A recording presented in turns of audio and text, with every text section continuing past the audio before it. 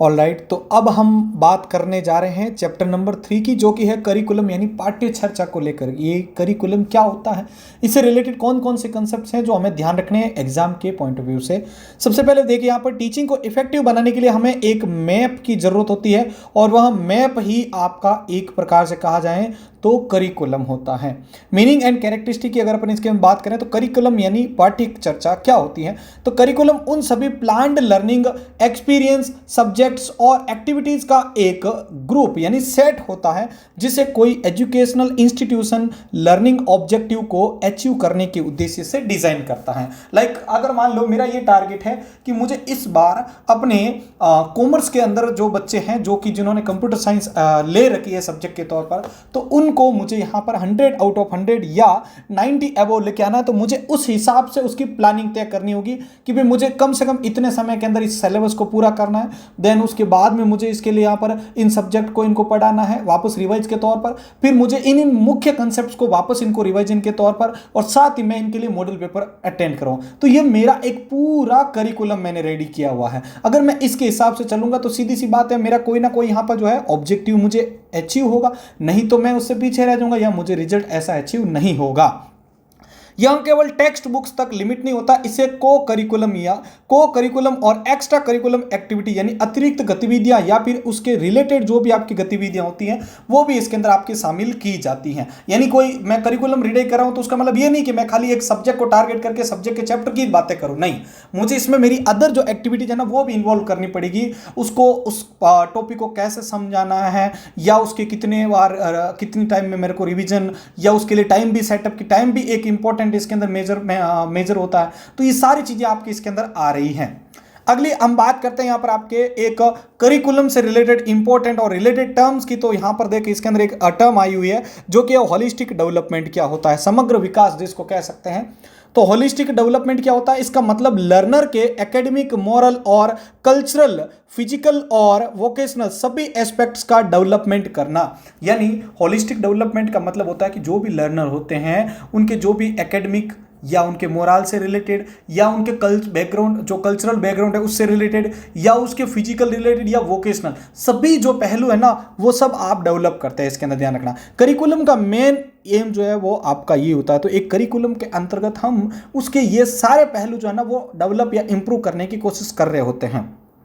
अब बात करते हैं अपन प्लान क्या होता है। तो प्लान मतलब कोई चीज के लिए पहले से क्या करना है, अपने को उन चीजों को तैयार करना, उसकी योजना बनाना। करिकुलम हमेशा थॉट आउट यानी सोचा समझा और स्ट्रक्चर्ड होता है। सोचा समझा क्या, जस्ट मैंने अभी आपको बातों बातों में बताया था कि भी मुझे इस बार मुझे कंप्यूटर साइंस का स्कोर हाई लेके आना है, या आप ही की बात कर रहे हैं, आप केवीएस या एनवीएस या कोई भी एग्जाम के लिए अभी इसको देख रहे होंगे, तो मैंने आपके लिए यहाँ पर इस पूरे 8 या 7 घंटे की वीडियो के अंदर मैंने प्लान की है कि भी मैं इनको इंपॉर्टेंट कंसेप्ट पढ़ा पाऊँ। तो एक टाइम आपके लिए एडजस्ट किया मैंने, आपको सारे पहलू देखे कि भाई विद्यार्थियों का जो मुख्य या जो भी कैंडिडेट मेरे इस वीडियो को देख रहे होंगे या मुझसे पढ़ रहे होंगे, तो उनका कम से कम समय में सारे इंपॉर्टेंट पॉइंट उनको पढ़ा दी जाए। तो ये सारी चीजें मेरी पहले से सोची समझी, ध्यान रखनी है, पहले से सोची समझी हुई है, और मैंने इसको स्ट्रक्चर बनाया हुआ कि पहले ये चैप्टर के ये टॉपिक पढ़ेंगे, फिर सेकंड चैप्टर के टॉपिक पढ़ेंगे, फिर थर्ड, फिर फोर्थ। ऐसे ये चीज क्या होती है वो प्लान की हुई है, एक के बाद स्ट्रक्चर्ड वे में है। ऐसा नहीं कि मैं डायरेक्ट पहले आपको एडवांस टॉपिक पढ़ाऊं और इजी जो बेसिक कंसेप्ट है लास्ट में पढ़ूं, ये भी गलत है आपके लिए। ओके,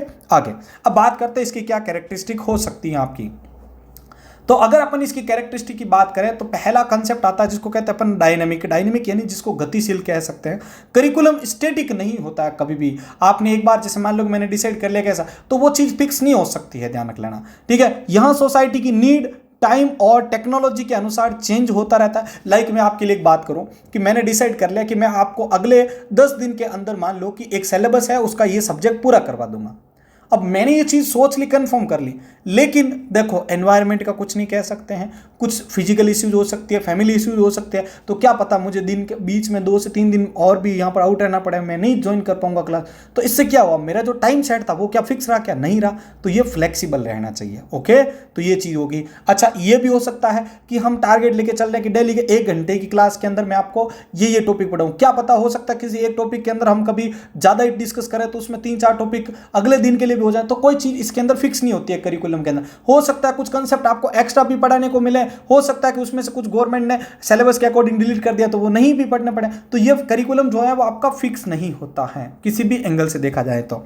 सेकंड आता है फ्लेक्सिबिलिटी, यानी एक स्टूडेंट की इंडिविजुअल नीड और लोकल एनवायरनमेंट के हिसाब से मॉडिफाई किया जा सकता है इसको। अब स्टूडेंट कहता है, जैसे आज आपने सोच के रखा कि आज की क्लास के अंदर मैं 3 कंसेप्ट पढ़ा लूंगा, हो सकता है कि आप आज आपने पहला कंसेप्ट पढ़ा या दूसरे कंसेप्ट के अंदर आप इस तरीके से उलझ गए हैं या इस तरीके से पढ़ाने लग गए हैं कि स्टूडेंट को एक के बाद एक एग्जांपल, मतलब 2 से 3 एग्जांपल समझाने पे हुआ, तो हो सकता है कि इसके अंदर आपके तीसरे कंसेप्ट को पढ़ाने का आपको टाइम ना मिला हो। तो ये फ्लेक्सिबल होना चाहिए, मतलब कम ज़्यादा कम कुछ भी स्थिति इसके अंदर एडजस्ट की जा सके, ऐसा करिकुलम आपका होना चाहिए। तो स्टैटिक तो नहीं होता, ये तो आपको ध्यान रखना है, फ्लेक्सिबल रहना चाहिए। तो ये चीज़ आपको समझ में आ चुकी है भाई। करिकुलम मतलब एक किसी भी ऑब्जेक्टिव को अचीव करने के लिए, आपका एक टारगेट जो है उसको अचीव करने के लिए, उसके लिए आप पहले से यहाँ पर एक स्ट्रक्चर्ड फॉर्मेट में और एक सोची समझी आपकी यहाँ पर एक प्लानिंग होती है, जिसके अंदर आप उसके एक्सपीरियंस, उसके सब्जेक्ट और उनकी जो भी एक्टिविटीज होती हैं उनको आप क्या करते हैं, इंप्रूव करते हैं या उनको यहाँ पर क्या करते हैं, डेवलप करते हैं। इसे हम करिकुलम कहते हैं। फिर मैंने आपको बताया होलिस्टिक डेवलपमेंट, मतलब होलिस्टिक डेवलपमेंट के अंतर्गत एक जो लर्नर यानी आपका जो शिक्षार्थी होता है उसके आप एकेडमिक, मोरल, कल्चरल, फिजिकल, ये सारे जो एस्पेक्ट है ना उन पर आप चर्चा कर रहे होते हैं। तो उम्मीद करता हूं कि ये चीज़ आपको समझ में आ चुकी होगी। आगे देखिए, अगला आता है यहाँ पर इसके बाद में आपका डायनेमिक और फ्लेक्सिबल वाला नेचर। मैंने आपको बताया कि करिकुलम कभी भी फिक्स नहीं हो सकता है, वो आपका फ्लेक्सिबल ही रहेगा। तो एक सोसाइटी में डिजिटल लिटरेसी की डिमांड बढ़ जाती है, तो करिकुलम में कोडिंग या कंप्यूटर साइंस को ऐड करना उसकी एक डायनेमिक नेचर को दर्शाता है भाई। ठीक है, देखो यहाँ पर डिजिटल लिटरेसी की जैसे मात्रा, भाई आज के टाइम में डिजिटल युग आ गया। पहला जो करिकुलम आपके था ना, मतलब पहले जो चैप्टर थे वो से 10, उसमें मान लो कि कंप्यूटर का बेसिक ज्ञान नहीं दिया जा रहा था, लेकिन गवर्नमेंट ने अब जाना कि डिजिटल युग होने से अब इसकी डिमांड बढ़ गई है, तो हमें इसके बारे में डिस्कस करना चाहिए। तो क्या पता 11th चैप्टर और 12th चैप्टर और आपके लिए ऐड हो जाए। तो ये चीज़ क्या है, डायनेमिक है आपकी, फ्लेक्सिबल है, ध्यान रखना। चलो भाई, अब आगे बढ़ते हैं, जो कि बात है आपकी टाइप्स ऑफ करिकुलम। ये करिकुलम कितने टाइप्स के होते हैं। तो पहला आता है आपका जिसको सब्जेक्ट सेंटर्ड कहा जाता है। सब्जेक्ट सेंटर्ड करिकुलम के अंदर क्या होता है, जिसको अपन विषय केंद्रित, यानी जिस सब्जेक्ट के है उसी के ऊपर फोकस करते हैं। इसमें सब्जेक्ट का कंटेंट आपका क्या होता है, इन्वॉल्व होता है, ध्यान रख लेना। इसमें सब्जेक्ट का जो कंटेंट है ना वो इन्वॉल्व करके रखा जाता है। मास्टरी ऑफ कंटेंट और डिसिप्लिन आपके इसमें इंक्लूड करके रखी जाती हैं। जो भी कंटेंट है आपका, ठीक है, उस कंटेंट के ऊपर मेनली आपका फोकस होता है, और उस कंटेंट को कब कब कितने कम समय में आपको करना है वो भी इसमें डिसाइड किया जाता है सब्जेक्ट सेंटर्ड करिकुलम में। अगला आता है लर्नर सेंटर्ड। लर्नर मतलब जो आपसे पढ़ रहा है, आपका जो शिक्षार्थी या जो भी स्टूडेंट है उसके ऊपर किया जा रहा है। स्टूडेंट की नीड, उसका इंटरेस्ट और उसकी एबिलिटी पर यहाँ पर फोकस किया जा रहा है। इस प्रकार के करिकुलम में स्टूडेंट की क्या नीड है उसको फोकस किया जाता है, उसका इंटरेस्ट किस टॉपिक में रिलेटेड है वो भी चीज़ें इसमें डिस्कस की जाती हैं। होलिस्टिक डेवलपमेंट और सेल्फ डिस्कवरी, इसके अंदर इसका एजुकेशनल एम जो है वो आपका माना जाता है, ध्यान रखिएगा। होलिस्टिक डेवलपमेंट और सेल्फ डिस्कवरी। होलिस्टिक डेवलपमेंट के अंदर आपको मैंने अभी जस्ट बताया था कि इसके अंदर जो एक लर्नर होता है उसके एकेडमिक, मोरल, कल्चरल, फिजिकल और वोकेशनल सभी एस्पेक्ट को डेवलप किया जाता है। थर्ड की बात करें जो क्या आता है एक्सपीरियंस सेंटर्ड। एक्सपीरियंस सेंटर्ड की बात करें तो ये रियल लाइफ एक्सपीरियंस और एक्टिविटीज को क्या करता है, टारगेट करता है, ध्यान रखना। एक्सपीरियंस सेंटर्ड जो होता है वो आपके रियल लाइफ में जो भी इंसिडेंट, रियल लाइफ जो एक्सपीरियंस होते हैं, जो भी एक्टिविटीज आप करते हैं ना रियल लाइफ के, उस पर ये क्या करता है, उसको फोकस करता है, ध्यान रखिएगा। तो ये आपकी यहाँ पर आ जाती है कि इसके अंदर एक्सपीरियंस सेंटर्ड के अंदर आपकी ये चीज़ काउंट की जाती है। यहाँ तक के सारे कंसेप्ट आपको अच्छे से ध्यान रखने चाहिए, ठीक है।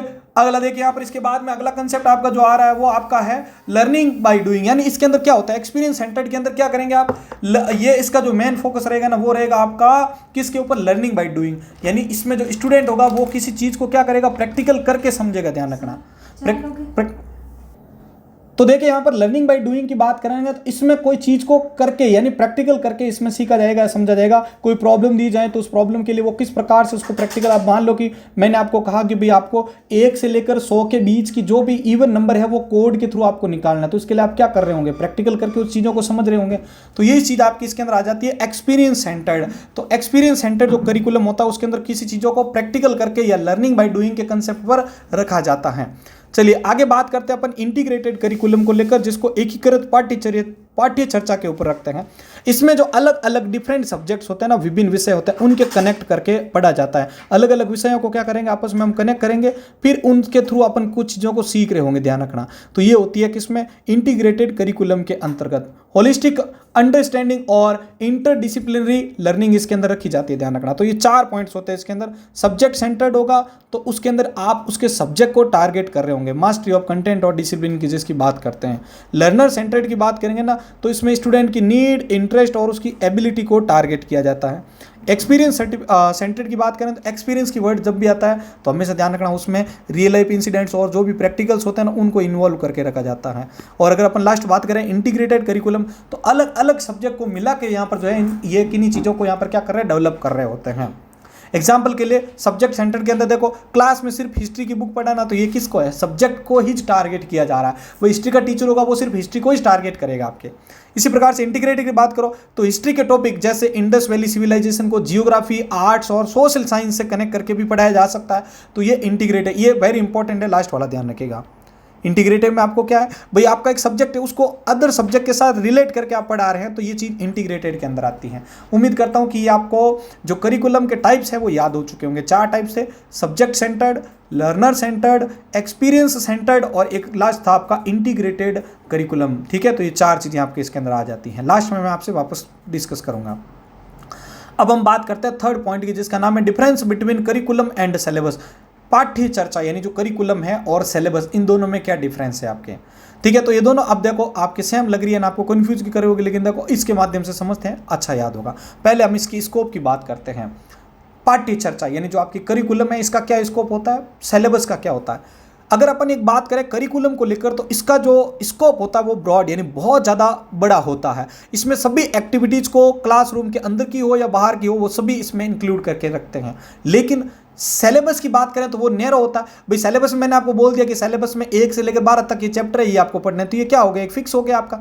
लेकिन करिकुलम में उसके अलावा भी अदर एक्टिविटीज़ भी इंक्लूड करके रखी जाएगी। तो ब्रॉड स्कोप होता है आपका किसका, करिकुलम का। लेकिन एक नैरो यानी छोटा स्कोप जो होगा वो किस में रखा जा सकता है, सिलेबस के अंदर। अगला नेचर कैसा होता है इसका, तो इसका होता है आपके पर्सपेक्टिव यानी निर्देशात्मक। इसमें निर्देश दिए जाते हैं आपके, गाइडेंस के बेस पर होता है। यहाँ बताता है कि स्टूडेंट को क्या सीखना है करिकुलम। जबकि इसके अंदर अगर देखें सिलेबस के अंदर, तो ये होता है डिस्क्रिप्टिव, ध्यान रखना। यहाँ बताता है कि टीचर क्या टीच करेगा यानी टीचर क्या पढ़ाएगा, वो तो बताता है सिलेबस। लेकिन जो बच्चे हैं स्टूडेंट, वो क्या सीखेंगे वो कौन बताता है, वो करिकुलम बताता है। चलिए नेक्स्ट आता है फिक्स्ड या डायनेमिक। इनमें से कौन फिक्स है और कौन डायनेमिक है। तो करिकुलम को तो हम ऑलरेडी पढ़ ही चुके हैं कि भाई मैंने आपको बोला था कि आज आपका जो भी जैसे पहले एक टाइम में जब कंप्यूटर का नहीं था इतना करे, तो उस समय जो भी बुक पढ़े जा रही थी उसमें कंप्यूटर को डिस्कस नहीं किया जा रहा था। लेकिन धीरे धीरे जब डिजिटल युग आया, तो जो भी बुक्स आप सब्जेक्ट बुक्स पढ़ रहे हो, तो उसके अंदर आपको बेसिक के तौर पर आपको कंप्यूटर का जो बेसिक पोर्शन है वो आपको पढ़ाया जाता है, ध्यान रखें। तो ये क्या हुआ, करिकुलम के अंदर चेंजेज आपको यहाँ पर देखने को मिल गए। तो ये तो है आपका डायनेमिक, याद रखिएगा करिकुलम। जबकि सब्जेक्ट सिलेबस जो होता है वो हमेशा फिक्स होता है। आपको बोल दिया गया कि भाई आपको 1 से 12 चैप्टर पढ़ने हैं, तो आपकी क्लास के लिए आपको 1 से 12 चैप्टर ही डिस्कस करने हैं, उसके अलावा आप नहीं पढ़ेंगे। तो ये होता है आपका फिक्स्ड। तो डायनेमिक होता है करिकुलम, और सिलेबस होता है वो आपका क्या होता है, फिक्स कैटेगरी के अंदर होता है। चलो ओरिजिन की बात करते हैं, कहाँ से ये इसका ओरिजिन कहाँ से होता है। तो गवर्नमेंट या एजुकेशनल बोर्ड द्वारा इसको फ्रेम किया जाता है। जो भी गवर्नमेंट बॉडीज या जो भी एजुकेशनल बोर्ड्स होते हैं वो डिसाइड करते हैं करिकुलम को। जबकि इसी करिकुलम से अपन क्या करते हैं, सिलेबस को डिसाइड करते हैं, ध्यान रखना। तो उम्मीद है कि ये चीज़ समझ में आ चुकी होगी। ये जनरेट होता है एजुकेशनल जो भी बॉडीज या जो भी बोर्ड होते हैं उनके थ्रू करिकुलम, जबकि उस करिकुलम से ही जो है पार्ट डिराइव किया जाता है सिलेबस के लिए। तो ये चारों के चारों पार्ट्स आपको अच्छे से याद हो चुके होंगे। ये थे आपके डिफरेंस करिकुलम और सिलेबस के बीच के। ठीक है, इनको देख लीजिएगा। यहाँ पर स्कोप इसका बड़ा होता है करिकुलम का, जबकि ये छोटा होता है सिलेबस, क्योंकि ये निश्चित होता है। नेचर की बात करेंगे तो ये यहाँ पर आपके ये सिखाता है कि भाई बच्चे क्या सीखेंगे, लेकिन सिलेबस ये बताता है कि भाई टीचर बच्चों को क्या सिखाएगा। इसी प्रकार से फिक्स्ड या डायनेमिक नेचर की बात करें तो ये तो होता है फिक्स आपका कौन, सिलेबस, और करिकुलम डायनेमिक होता है क्योंकि नीड के अनुसार चेंज होने चाहिए। ऐसे ही नेक्स्ट आपके ओरिजिन की बात करें तो गवर्नमेंट या जो ऑर्गेनाइजेशन बोर्ड होते हैं, बोर्ड ऑर्गेनाइजेशन, वो इसको डिसाइड कर रहा है। लेकिन उसी करिकुलम के बेस पर किसको डिसाइड किया जा रहा है, सिलेबस को डिसाइड किया जा रहा है। तो ये चीज़ भी आपके अच्छे से समझ में आ चुकी है। करिकुलम एक रेस्टोरेंट का ओवरऑल मेन्यू हो सकता है जिसमें सर्विस, एम्बियंस और फूड्स जो होते हैं वो शामिल होते हैं। जबकि सिलेबस उस मेन्यू के एक स्पेसिफिक डिश, ठीक है, वो हो सकती है आपके, मतलब इसके एग्जाम्पल के साथ में आपको दिए गए हैं। तो ये आपके हो गया इन दोनों के बीच का डिफरेंस। चलिए इसी कंसेप्ट को आगे बढ़ाते हैं, बात करते हैं फोर्थ पॉइंट की, जो कि है फैक्टर अफेक्ट करिकुलम, यानी पाठ्य चर्चा को प्रभावित करने वाले कौन कौन से कारक हो सकते हैं। अब इसमें देखिएगा कि हमारा जो करिकुलम है उसको कौन कौन से फैक्टर जो है वो इफेक्ट करते हैं। पहला आता है जिसको बोलते हैं फिलोसॉफिकल फैक्टर, यानी दार्शनिक कारण जिसको कहते हैं। एजुकेशन का अल्टीमेट एम होता है, जैसे आइडियलिज्म, ठीक है, एक आपका आ चुका है यहाँ पर आपके प्रेगमेंटेशन है, और इसके अलावा यहाँ पर इसका एक और एम की बात करें तो वो होता है कि बच्चे आप जैसे कोई भी यहाँ पर मान लो एक टॉपिक आपने डिस्कस किया है, इस टॉपिक को जब आप डिस्कस कर रहे हैं तो उस समय होता है कि इसके बारे में कौन सा दार्शनिक क्या कह रहा है, या फिर इस टॉपिक के पीछे का बेस क्या है, आधार जिसको आप कहते हैं। जब इसको आप सही से प्रूव कर पाएंगे तभी वो उस चीज़ को यहाँ पर जो है वेरीफाई कर पाएगी। किसी बात को जब आप वेरीफाई कर रहे हैं तो उसके पीछे होने या ना होने का कारण भी आपको समझाना होगा। अब सेकंड आता है आपका जिसको कहते हैं अपन सोशियो कल्चरल फैक्टर्स, ये होते हैं सामाजिक और सांस्कृतिक कारक कह सकते हैं, जिसको सोसाइटी की करंट नीड, यानी आज के समय में उसकी क्या वर्तमान आवश्यकताएं हैं, उनके अंदर आपकी क्या वैल्यूज हैं, कल्चरल हेरिटेज यानी जो भी सांस्कृतिक विरासत है, करिकुलम को सोशल चेंज के लिए भी रिलेवेंट होना जरूरी है, यानी इन चीज़ों को भी वो इन्वॉल्व करें, ऐसी चीज़ें भी आपको यहाँ पर रखनी है। तो ये आती है सोशियो कल्चरल फैक्टर्स के अंदर। थर्ड की बात करें तो साइकोलॉजिकल फैक्टर होते हैं, मनोवैज्ञानिक कारक, ठीक है। लर्नर की एज, एप्टीट्यूड, इंटरेस्ट और डेवलपमेंट स्टेजेस भी इसमें काम आती है। जैसे मान लीजिए कि आप जिन बच्चों के लिए करिकुलम सेट कर रहे हैं और वो जो करिकुलम है वो सूटेबल है आपका कम से कम 12 साल के प्लस वाले एज को लिए, लेकिन आप वो करिकुलम गलती से ऐड कर चुके हो 5 से 4 साल के बच्चों के लिए, तो ये यहाँ पर फैक्टर आपका इफेक्ट करेगा। तो ये चीज़ आपको ध्यान रखनी है। एप्टीट्यूड, उनका समझने का जो नज़रिया है वो भी आपको इसके अंदर ध्यान रखना है। इंटरेस्ट, उसका इसमें इंटरेस्ट है या नहीं है, तो इतना भी आपको बोरिंग करिकुलम भी नहीं बनाना है कि बच्चे उनको ना पढ़े, तो ये चीज़ें भी आपकी इफेक्ट कर सकते हैं। फोर्थ की बात करें जो कि आता है टेक्नोलॉजिकल फैक्टर्स, यानी आईसीटी रिलेटेड। आज के टाइम में हर एक ये सब्जेक्ट के अंदर इसको इन्वॉल्व कर दिए गए हैं। तो आईसीटी मतलब होता है इंफॉर्मेशन एंड कम्युनिकेशन टेक्नोलॉजी। तो इसका आईसीटी का इंटीग्रेशन और डिजिटल स्किल को करिकुलम में इंक्लूड करना जरूरी होता है। तो ये सारी चीजें अगर मान लो इंक्लूड नहीं है, सिर्फ बातें बताई जा रही है कि आज के टाइम में डिजिटल युग ये हो रहा है वो हो रहा है, लेकिन उनका डिस्कशन प्रॉपरली नहीं है आपके करिकुलम में, तो ये चीजें आपकी इसमें गलत हो सकती हैं। अगर सोसाइटी चाहे, जैसे एक एग्जांपल है, अगर सोसाइटी चाहे कि स्टूडेंट एनवायरमेंटल इश्यू के बारे में जाने, तो करिकुलम में आपको एनवायरमेंटल साइंस को ऐड करना सोशल कल्चरल फैक्टर का एक इम्पैक्ट माना जाएगा, ध्यान रखना। तो ये तीनों चीजें आपको इसमें रखनी है। अब हम इस चैप्टर के इंपॉर्टेंट एमसीक्यूज को डिस्कस कर रहे हैं। पहला प्रश्न देखिए, करिकुलम का सबसे व्यापक यानी ब्रॉड उद्देश्य क्या है आपका। तो करिकुलम आपको पता है कि वो होता है हमेशा ब्रॉड, और अगर अपन सिलेबस की बात करें तो सिलेबस आपका क्या होता है, तो वो होता है आपका नैरो। क्योंकि भाई ब्रॉड एक जो करिकुलम होता है उसमें एक्स्ट्रा एक्टिविटीज भी तो इंक्लूड होती है। सिलेबस में ओनली आपका जो टॉपिक और जो भी सब्जेक्ट है वो इस तो इंक्लूड होते हैं, चैप्टर्स कह सकते हैं जिनको अपन।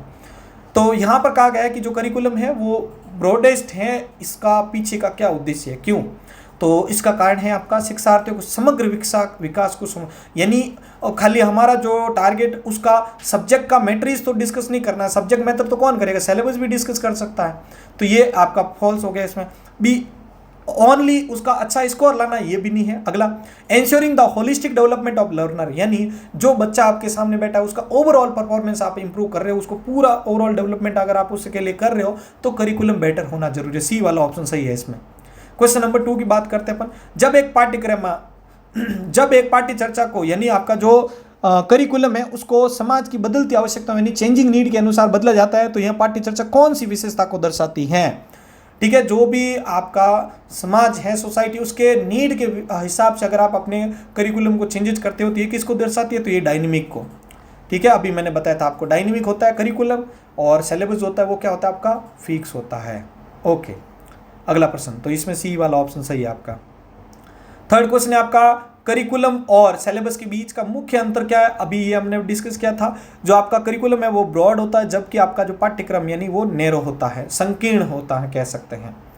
अगला प्रश्न देखिए, चौथा प्रश्न आपके, कौन से प्रकार की पाठ्य चर्चा यानी करिकुलम जो होती है वो लर्निंग बाय डूइंग और रियल लाइफ एक्सपीरियंस यानी प्रैक्टिकल कंसेप्ट पर बेस्ड होती है। बहुत ही इंपॉर्टेंट कंसेप्ट है ये, तो यहाँ पर आपको ध्यान रखना है ये एक्सपीरियंस बेस्ड होते हैं ना, उन चीज़ों के ऊपर काम कर। तो एक्सपीरियंस बेस्ड जो आपके करिकुलम होते हैं वो लर्निंग बाय डूइंग के कंसेप्ट पर काम करते हैं, रियल लाइफ एक्सपीरियंस है। फिफ्थ क्वेश्चन की बात करते हैं, एक लर्नर सेंटर्ड यानी शिक्षार्थी केंद्रित पाठ्य चर्चा को डिजाइन करते समय किन किन फैक्टर्स को ध्यान में रखना जरूरी है। पहला है ओनली फिलोसॉफिकल, बी है ओनली, सेकंड है आपका साइकोलॉजिकल, थर्ड है आपका टेक्नोलॉजिकल और फोर्थ आता है आपका इकोनॉमिक्स। बात की जा रही है लर्नर सेंटर्ड को लेकर ध्यान रखना, तो इसको जब अपन डिस्कस करते हैं तो आपको साइकोलॉजिकल फैक्टर्स का ध्यान रखना होता है, उसमें आपके सारे आ जाएंगे ना, एज एंड ग्रुप एंड वो, तो उस हिसाब से आपका करिकुलम डिसाइड होता है।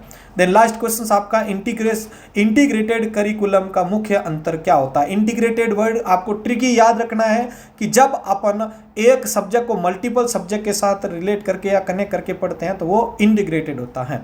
तो देखो इसमें ऑप्शन भी दिए गए हैं कि विभिन्न विषयों को जोड़कर एक आप होलिस्टिक अंडरस्टैंडिंग क्रिएट करते तो वो चीज़ आपकी किस में आ जाती है, वो आती है इंटीग्रेटेड करिकुलम में। तो अभी तक के हिसाब से हमने 3 चैप्टर क्लियर कर लिए हैं। अब हम आगे बढ़ते हैं चैप्टर नंबर 4 की तरफ।